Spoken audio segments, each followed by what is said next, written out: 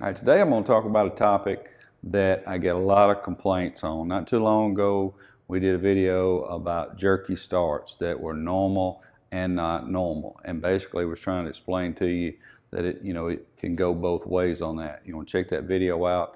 I'll try to get Hunter to put it in an end card somewhere in this frame here for you to watch it after this one. But today is clunk, and when I get that a lot, I put it in gear, I do this, and I get a huge clunk, and it's annoying. Well, there's good news and bad news. The clunk can be normal and not normal at the same time, for almost the exact same reasons that you get a jerky start in some people's vehicles and not others, is the exact same reason you're going to get a clunk in some of these UTVs and not others, meaning spinning disc, trying to grab, hopefully a Hunterworks rubber band, and turning a secondary. And depending on how it grabs it, how quick and how hard it grabs it, that secondary can turn real fast. All right. And then where's the clunk coming from? I've got several helixes here, and I got a piece out of a Polaris clutch. This is actually a Can-Am, but at rest, this roller is here. And when you give it a little gas, and it goes, and that it swaps sides, or actually it's in here on this ramp, don't hold me to that, but it's over here, and you give it gas, and it goes, and then it starts rolling up this ramp right here as you drive. And then when you slow down, you let off the gas and the engine braking, it goes here until you come to a stop, give it gas. All right, so that's a good representation.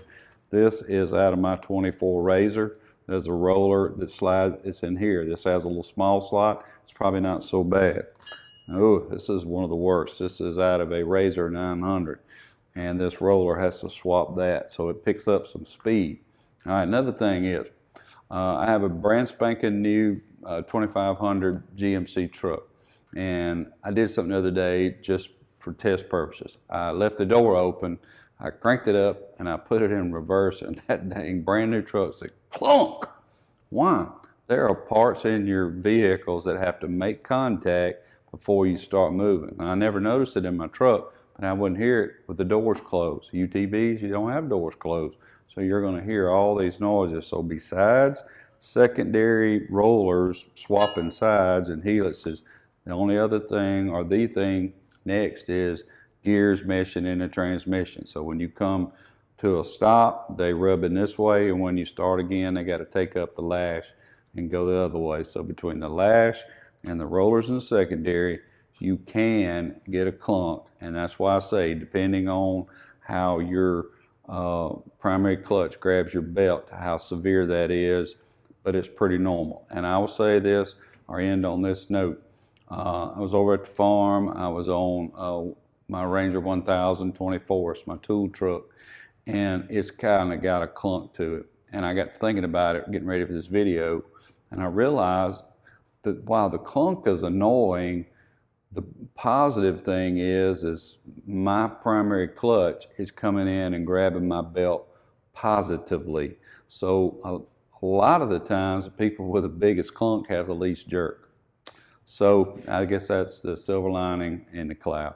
But hopefully this explains the clunk to you and just lets you know it can be normal and it can be not normal. Your buddy may have the same vehicle, it doesn't do it. Well, he's lucky or not.